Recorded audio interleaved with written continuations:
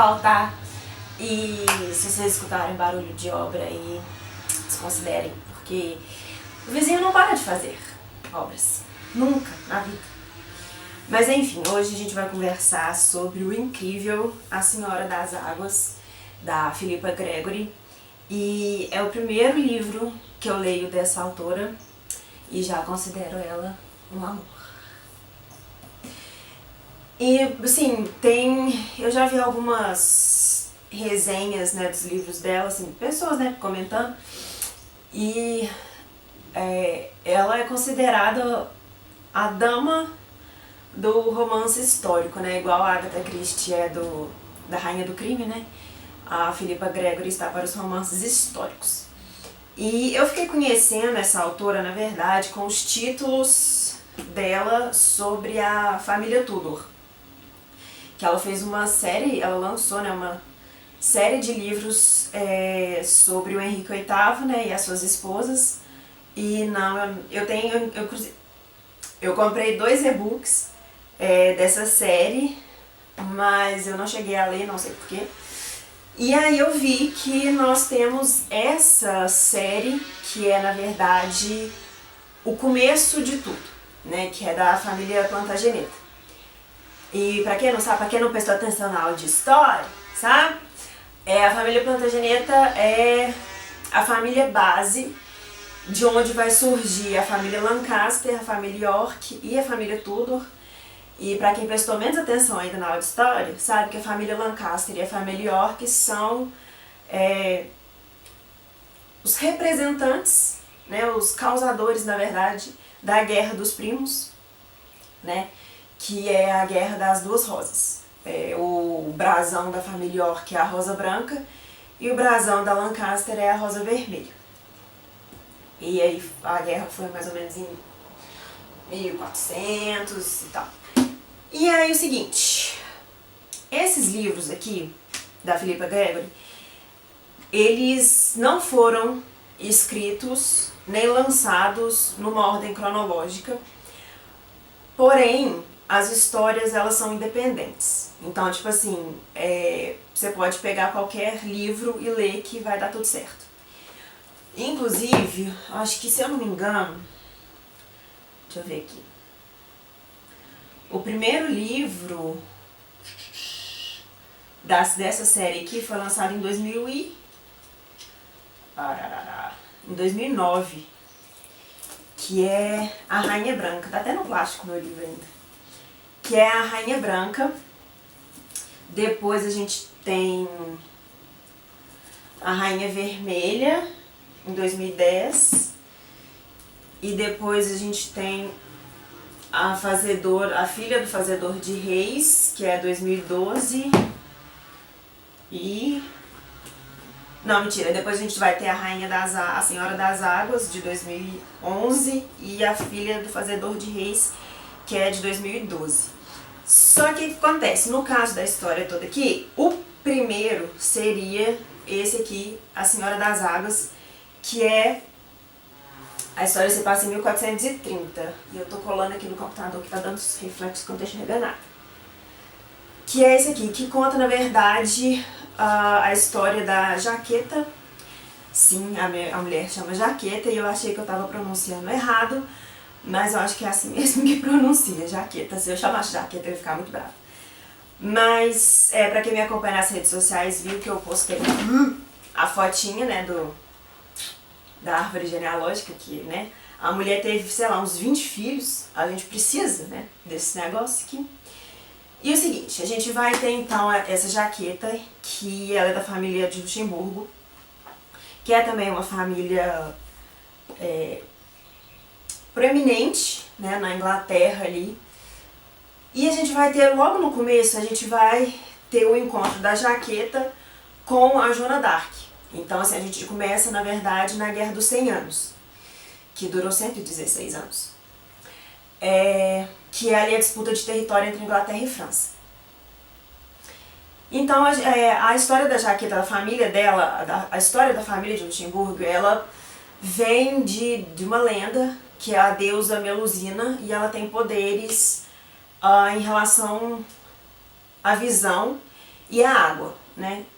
Então, assim, no começo a gente vai ter a Jaqueta conversando ali com a Joana d'Arc, e acaba que elas... a Joana d'Arc foi enforcada, um dos motivos, né? Não só por causa da Revolução, mas por fato dela ter sido considerada bruxa, porque ela falava que ela escutava vozes, né? E a Jaqueta também tem esse poder, né, da visão e tal. É um dom que passa pelas mulheres da família de Luxemburgo, que tem a herança da deusa Melusina. E aí a gente vai ter, na verdade, o desenrolar da história da Jaqueta. A Joana d'Arc é enforcada, e aí a Jaqueta, ela acaba casando com um duque. É um duque? É, um duque. Super importante ali, que na questão, né, territorial ali, Inglaterra e França. Só que ele, na verdade, ele não estava interessado em ter a Jaqueta como esposa, mas sim no fato de que ele sabe dessa herança, né, da deusa Melusina na família dela, e ele era um estudioso,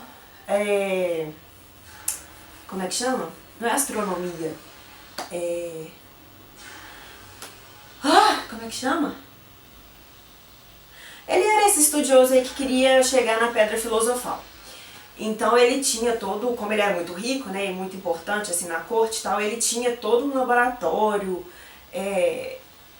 que pesquisava essas coisas, que pesquisava a astronomia, a astrologia, e ele precisava do toque de uma mulher pura e que, né, tinha esses poderes. Então o primeiro casamento dela, ela casou com 14 anos, se eu não me engano, foi justamente só em função desse poder dela, e ela realmente tinha essa visão.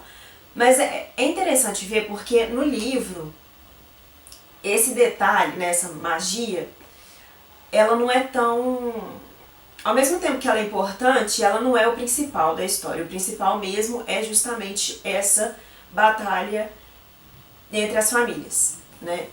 Então a gente vai ter ali a disputa, né, do território e o desenrolar da Guerra dos 100 Anos e o começo da Guerra das Duas Rosas. E no começo, a família da Jaqueta, né, depois que o marido dela morre, e isso não é spoiler porque é história, né? Então nada nesse livro aqui é spoiler, se você prestou atenção nas aulas de história. Então, assim, depois que ele morre, ela acaba que casa com o escudeiro do duque, só que ela casa por amor, né? Coisa que não se fazia na época. E aí ela tem uns 500 filhos. Que, inclusive, a história da Rainha Branca é sobre a Elizabeth I, que é filha da Jaqueta, que ela casa com o rei York, né? Só que a família da Jaqueta, eles eram fiéis à família Lancaster. E a Jaqueta acaba que vira dama de companhia da Margarida de Anjou, né, que é francesa. Então, assim, a gente vai ver o desenrolar dessa relação das duas, dessa questão da magia, a questão da disputa territorial, a questão da disputa de poder, a questão de submissão mesmo, porque a gente vai ver que a Jaqueta é mais velha que a Margarida de Anjou, e a Margarida de Anjou é completamente retardada, chata, dá vontade de socar a cara dela, porque ela ela é burra, ela faz umas coisas, ela tem umas atitudes muito questionáveis como rainha, e é isso, a história é basicamente essa. Então, assim, é claro que ele vai ter assim, mais detalhes, né? Essas questões da disputa da família e o fato de que a Margarida de Anjou, na verdade, não sei se até que ponto isso é fato histórico ou é ficção, mas ela foi a Margarida de Anjou, né, ela foi uma grande instigante aí da disputa das famílias, porque ela simplesmente odiava qualquer pessoa da família York. Então, assim, ela não aceitava nada vindo daquela família. E eles são primos, né? E a jaqueta, como suporte da família Lancaster, ela não odiava o Duque de York, mas ela também não agradava muito dele, não. Então, assim, sabe quando o problema não é seu, mas é porque, tipo, por exemplo, né? É da sua mãe, mas aí acaba que vira seu pelo fato de que você é filho da sua mãe. Sabe, é uma bola de neve que a gente tem, na verdade, essa guerra dos primos. E o livro termina justamente, e aí todo momento a gente vai ter, por conta dos poderes da jaqueta, a gente vai ter essa premonição da Rosa Branca, da ascensão da Rosa Branca, que é a família, né, a referência à família de York. Ao longo da metade do livro pra frente, a gente sempre vai ter esses detalhezinhos aparecendo aí.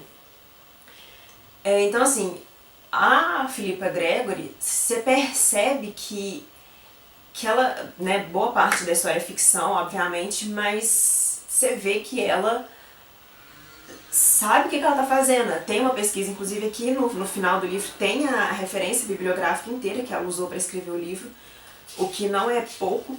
E na nota dela aqui no final, na nota da autora, ela questiona, ela é uma grande apoiadora, essa palavra é feia, né? Ela é uma grande apoiadora dos personagens femininos históricos, porque sempre que a gente pensa na Guerra das Duas Rosas, na Guerra dos 100 Anos, a própria questão do Henrique VIII, né, do rompimento com a igreja e tal, as mulheres dele, né, a gente sempre vê o foco no personagem masculino, né, a gente sempre tem a história contada do ponto de vista masculino. E a proposta dela com esses livros é justamente trazer o lado feminino da história, que é mais ou menos o que a Marion Zimmer Bradley fez com As Brumas de Avalon, né, em cima da história do rei Arthur. A história sempre é contada do ponto de vista masculino, tipo, as grandes figuras masculinas durante esse período, mas os historiadores, no caso, esquecem de mencionar, por exemplo, a importância das mulheres, não só na questão de esposa, né, mas assim, igual eu falei, não sei até que ponto é ficção, até que ponto é realidade, mas o próprio caso da Margarida de Anjou que eu falei, que ela foi uma grande... Ela odiava mesmo o York, sabe? E foi o fato do marido dela ser um rei bem bobão, então ele virou submisso dela, virou submisso do ódio dela em relação ao Duque de York. Então ele acaba indo, né, entrando numa disputa com a família York por causa da opinião da esposa. Então, assim, ela a proposta dela é justamente trazer essas personagens femininas super importantes na história pra, né, servir de inspiração aí, ou ódio, para as pessoas. Então, como eu falei, são livros que podem ser lidos independentes. Eu escolhi ler em ordem cronológica, não em ordem de lançamento, mas em ordem cronológica, porque pra mim faz mais sentido e eu acho que fica mais fácil de assimilar, assim, sabe? Questão de família e tal. Então, o primeiro livro é esse, né, A Senhora das Águas. O segundo livro, em relação à data, é A Rainha Vermelha, que conta a história mais ou menos aí em 1453. Depois, então, é a Rainha Branca, que é 1464. E depois nós temos a Filha do Fazedor de Reis, que conta a história em 1465. E dessa coleção ainda tem mais 2 livros que não foram, eu acho que não foram traduzidos ainda para o português, que é A Princesa Branca, né, The White Princess, que conta a história em 1485. E depois a gente tem a The Constant Princess, a Princesa Constante, sei lá como que vai ficar essa tradução, que conta a história de 1491.